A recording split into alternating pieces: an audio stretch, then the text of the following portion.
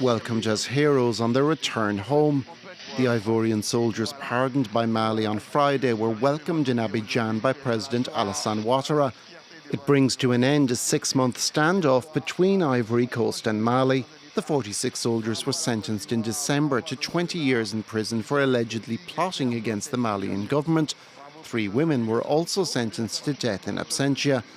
Bamako accused them of having entered the country armed and under false identities.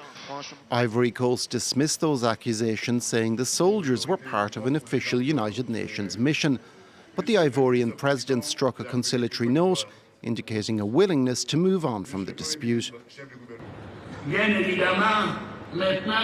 Now that this crisis is behind us, we would like to resume diplomatic relations with our Malian brothers who need us and who we also need.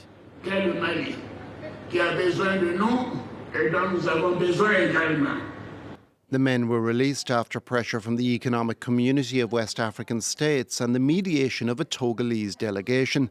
In Ivory Coast, the return of the soldiers has been greeted with relief. The soldiers are our brothers. It's really a joy to see them back with their families. Everyone should be proud and continue to have faith in diplomacy.